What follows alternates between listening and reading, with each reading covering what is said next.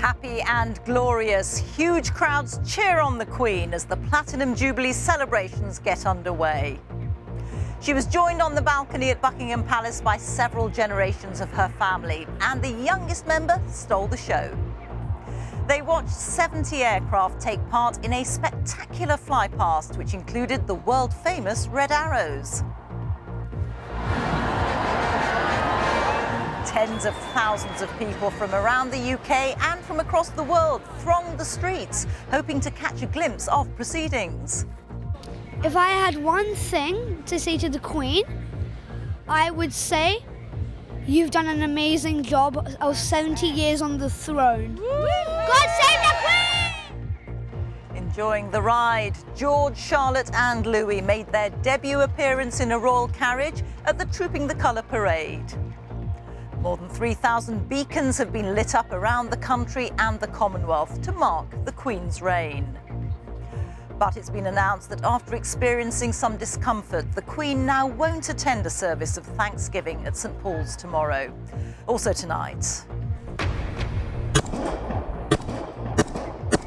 Ukraine urges the West to step up the delivery of weapons as fighting intensifies in the east of the country.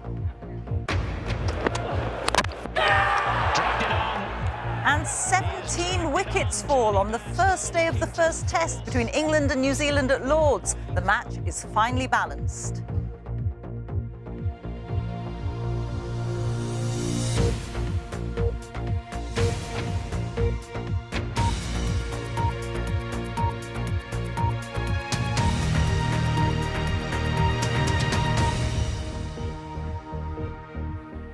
Good evening from Buckingham Palace, which, as you can see, is lit up with images of the Queen throughout her long reign. It's been a momentous day here, with huge crowds cheering for Her Majesty as the first of 4 days of the Platinum Jubilee celebrations got underway. It began with the Trooping the Colour parade and was followed by a spectacular flypast, marking her unprecedented 70-year reign. And a short while ago, thousands of beacons were lit across the UK. In light of her recent health issues, she restricted her appearance to the palace balcony instead of inspecting the troops in person, as is traditional. And this evening, it was announced that the Queen will not be attending tomorrow's service of Thanksgiving at St Paul's. Here's our royal correspondent, Nicholas Witchell. Windsor Castle this evening. The Queen was present to light the first of the Jubilee beacons. But in a surprise development, Buckingham Palace has said that the Queen will not now be able to attend the service of Thanksgiving tomorrow at St Paul's Cathedral. The reason, all the palace will say, is that the Queen experienced some discomfort today when she travelled into London to appear briefly after Trooping the Colour.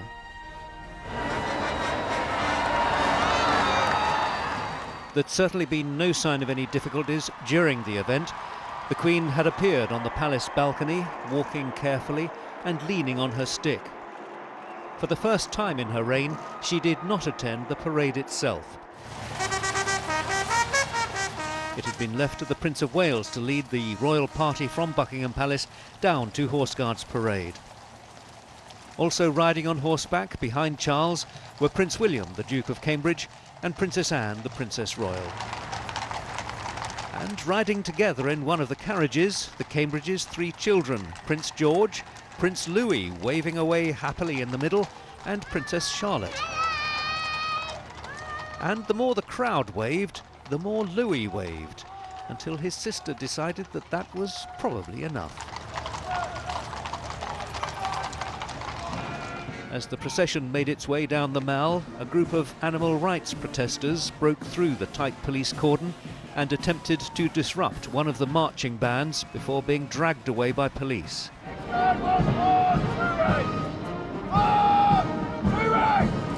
On Horse Guards Parade, the Foot Guards had formed up. Plenty to look at and plenty to get used to for these newcomers to the parade. They will be seeing it many times in the years to come. Absent from the parade, the Duke of York, stripped of his role as honorary colonel of the Grenadier Guards. The Prince of Wales led the inspection of the troops on behalf of his mother. It's the first time the heir to the throne has presided over the parade since 1951, when the then Princess Elizabeth represented her ailing father, George VI.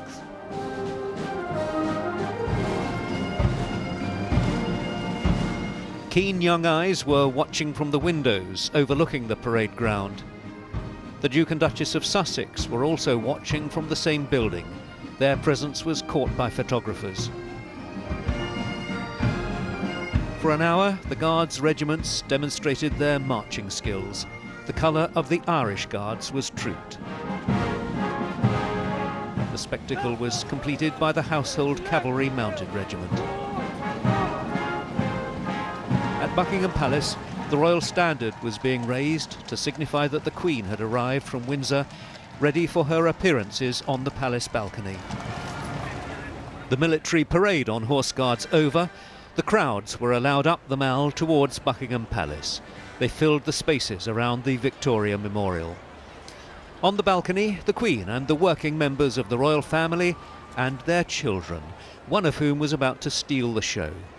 Overhead there was a fly-past, the finest Britain's armed services could offer. Watching was 4-year-old Louis, still waving for all he was worth, fascinated by what he was seeing overhead one moment, clapping his hands to his ears the next. The Queen, of course, has seen it all before.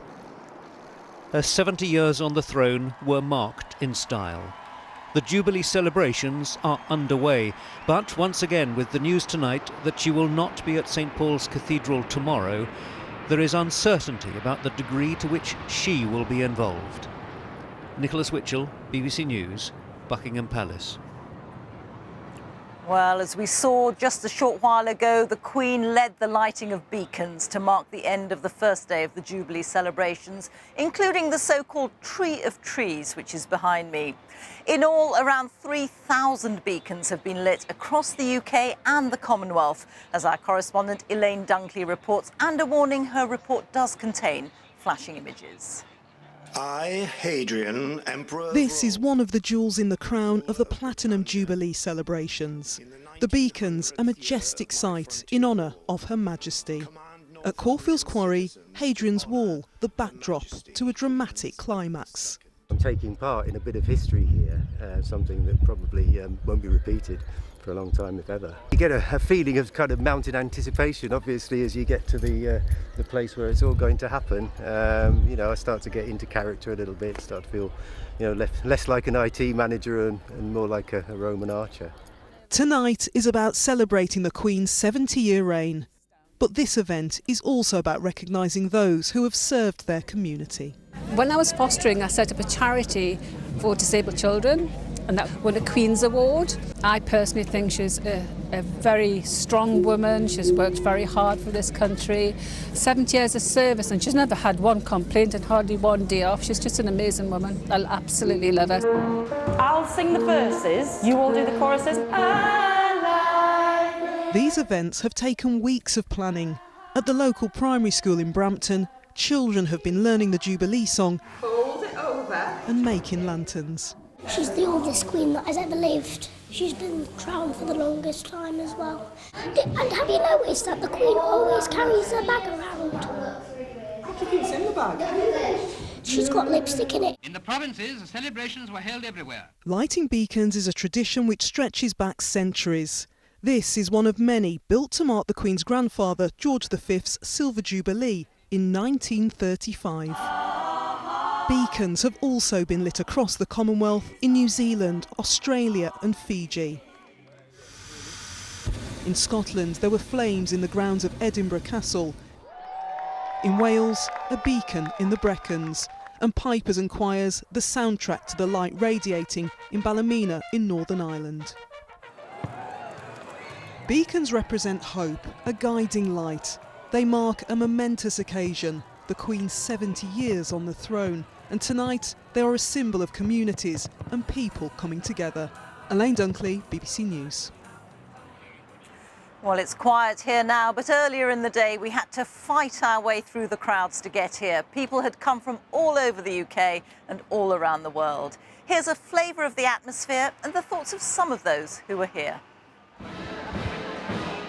It was 10 deep on the Mall as people gathered to watch the parade. Those at the back couldn't really see much, but that seemed to bother absolutely no one. It's incredible. I've never seen it like this, and it just really feels like a very special occasion. We're delighted to be here. You can't see very much from back here. Does that matter? No, do you know what's actually been really helpful? All of the cameras in front of us. We've been getting some quite good shots of what's going on anyway. Some people had travelled thousands of miles to be here. You came from Canada? Yeah. Oh my goodness, specifically for this? Specifically for this, Her Majesty's Platinum Jubilee. We came here 10 years ago for the Diamond Jubilee. Extraordinary. And why? Why have you come Because this way? Her Majesty the Queen has been faithfully serving us and the Commonwealth for the last 70 years. Claire was there. Yeah. Claire, why are you here?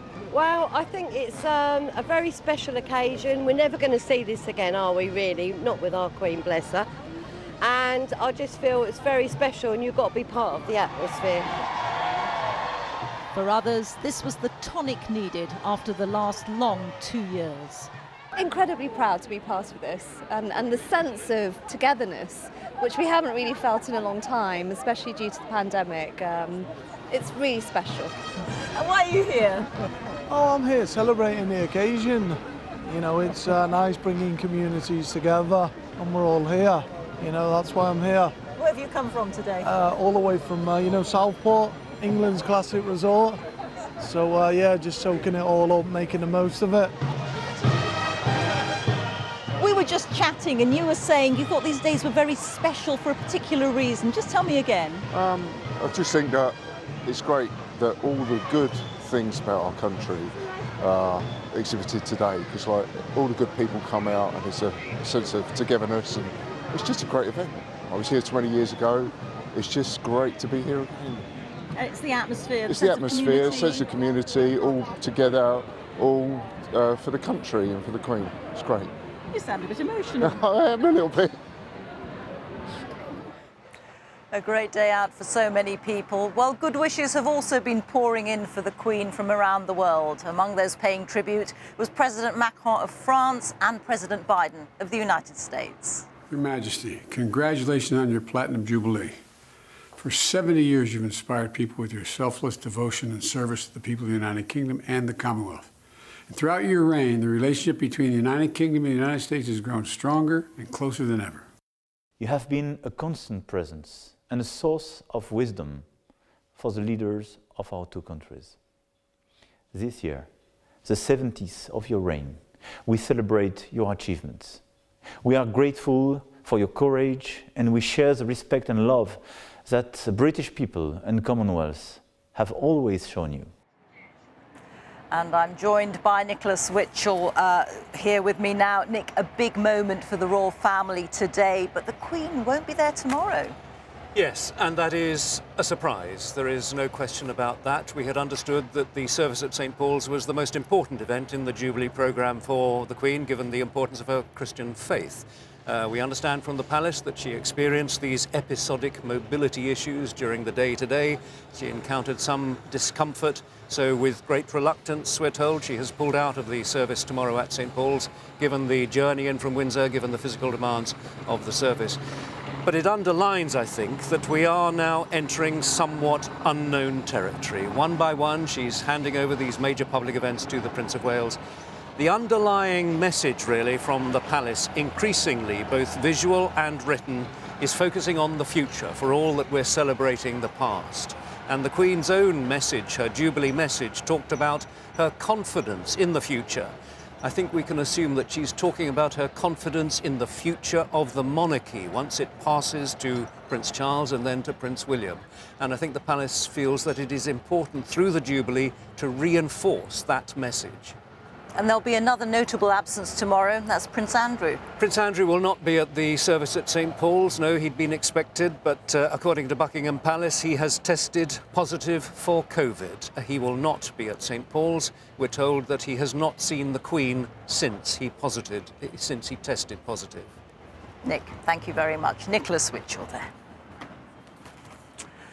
Well, the Queen has recognised more than 1,000 people in her birthday honours list. Numerous previously unsung men and women working for charities and their communities have been recognised, along with household names from the worlds of entertainment and of sport, as Lizo Mazimba reports.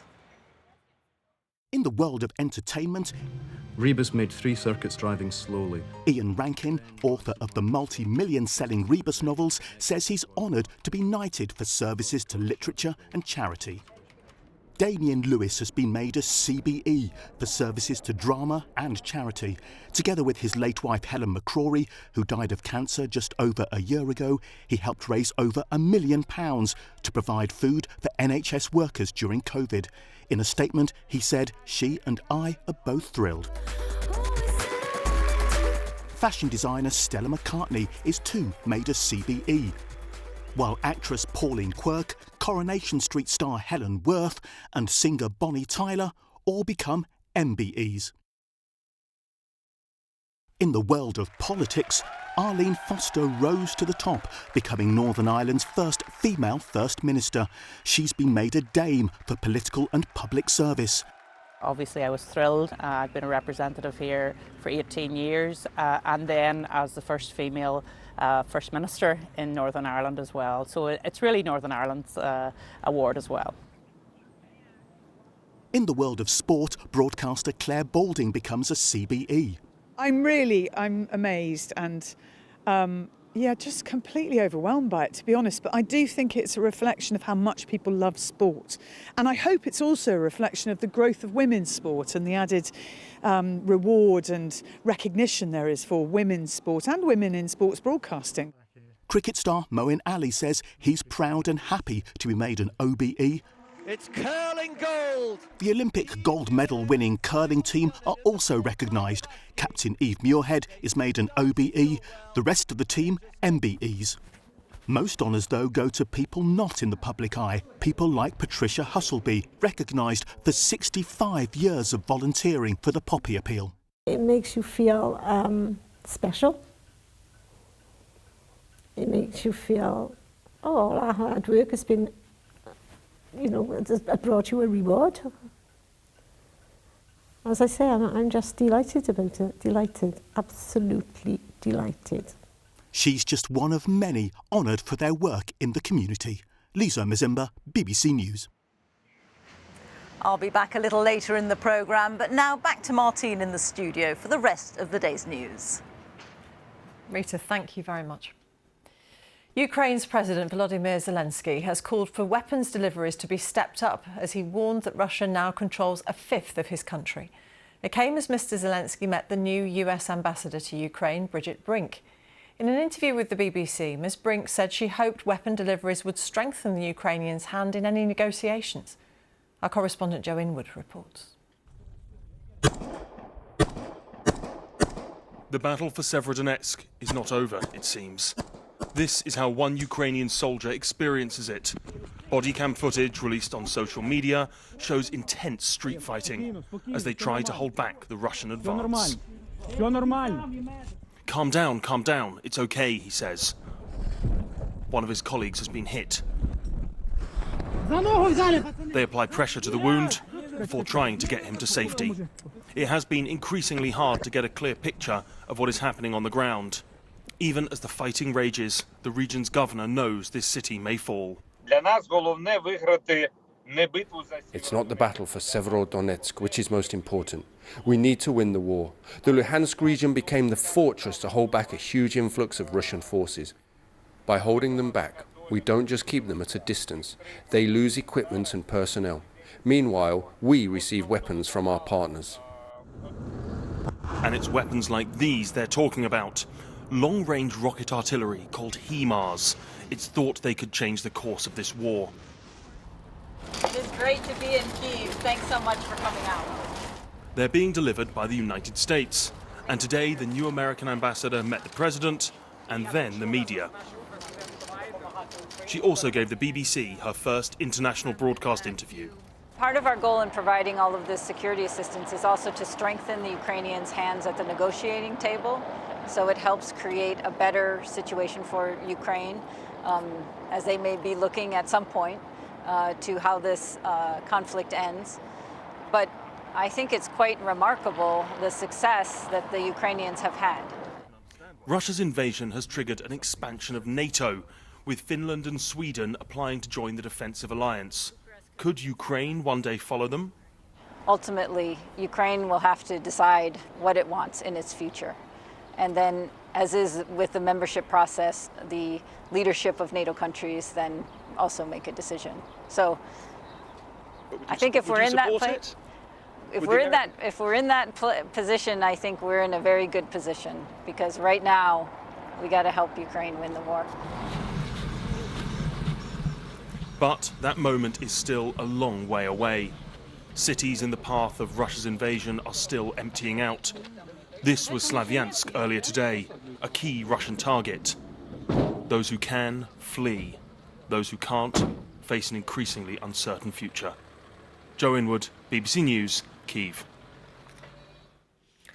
A ceasefire in Yemen has been extended for another 2 months. The country's civil war started in 2014 when Houthi rebels took over the capital, prompting a Saudi-led military intervention in support of the government a year later. The United Nations estimates that more than 400,000 people have died in the conflict.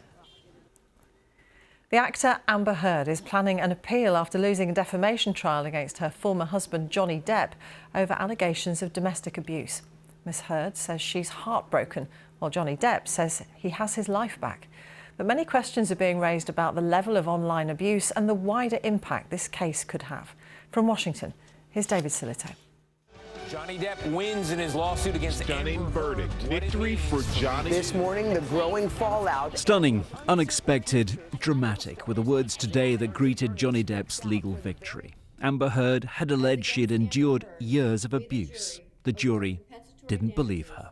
However, her lawyers are not giving up yet. Her next move is appeal. There were a number. She's heartbroken. She is heartbroken. And one of the first things that she said when she came back from the verdict, when we went into the conference room, was, "I am so sorry to all these women." This is a case that struck deep. Online, it's become almost inescapable. Yeah, I've been following it on like TikTok and stuff. You've been following it on what? Yeah, little snippets on TikTok. Yeah, I mean, if you go on TikTok, it's like, it kind of just like appears in your feed. I think it's really weird to publicize a domestic abuse trial like that. The number of views of videos with the hashtag Justice for Johnny Depp has now topped 19.5 billion. Yes, 19.5 billion. This online torrent has left many deeply concerned. I fear that the impact will be quite negative, from the memes to the hashtags to the online bullying. Victims are watching this and they are thinking about, how will I be treated if I come forward? And it should be noted, in a previous UK trial, Amber Heard's allegations were judged to be substantially true. But this second trial has been very different. And remember, Amber Heard was not writing in the Washington Post as Johnny Depp's ex-wife. She was a spokeswoman, an ambassador for a civil rights organization talking about women's rights and Me Too. And many people watching her testimony began to have doubts on what impact it could all have on a wider movement. Take Yasmin Bedwood. She got 4.4 million hits for one of her videos about the trial, and what drew her in were concerns about Amber Heard. This is someone who has become the face of a movement that women have been fighting for years. And so to have someone be at the front of that and not be truthful is damaging to not only the organization, but I think women overall. But for Johnny Depp, who has this week been performing in the UK, the trial has changed everything. For Team Johnny, it's case closed, reputation restored. David Silito, BBC News. Cricket, and a remarkable 17 wickets fell on the first day of the first test between England and New Zealand at Lord's. England got off to a strong start, bowling New Zealand out for 132 runs. But after reaching 59 without losing a wicket, England's batting then collapsed and they ended the day on 116 for 7. Our sports correspondent Jo Wilson was watching. At Lord's, Old Father Time has overseen countless fresh starts. This new dawn made it to late afternoon. In the morning, James Anderson, 40 next month, bowling to defy age, to dismiss young. New Zealand's Will Young. England's bowling and catching was excellent. Jonny Bairstow held everything, eventually. Well, you've seen Anderson take wickets before, about 640 times. This is new. This is Matthew Potts. He made an instant impact on his debut, especially on the stumps. 4 wickets for him in total. Now, Jack Leach epitomised commitment, making a brave dive in the field. He was able to walk away but suffered symptoms of concussion, and he's been replaced in this match. New Zealand's first innings ended like this, 132 all out.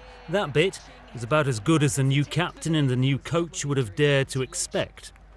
But remember the context, months of disappointments for England, unprecedented upheaval, changes in every key role. So now, could they bat? A yes here from Zach Crawley, who made 43, but just when you were sitting comfortably, England's collapse. It included Ollie Pope, dismissed for 7. Feathered through. Joe Root out for 11. Oh, got him. Skipper Ben Stokes just made 1. Jonny Bairstow gone for 1, on the way to England finishing the day 116 for 7. Matthew Potts even had to bat, made 0. Welcome to international cricket, England style, where nothing is certain. Jo Wilson, BBC News, Lords. Let's rejoin my colleague Reeta Chakrabarti at Buckingham Palace. Reeta. Martine, this has been a day of high emotion for everyone who was here. The air of joy and celebration of this historic moment was palpable throughout the day.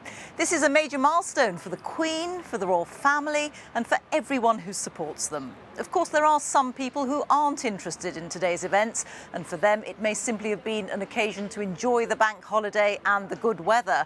But for those whose day was devoted to the Jubilee, it was all about the pageantry and the keen sense of community felt by everyone. Well, that is all from us. Now on BBC One, it's time for the news where you are. But before we go, let's look back at some of the memorable images from the first day of the Queen's Jubilee celebrations.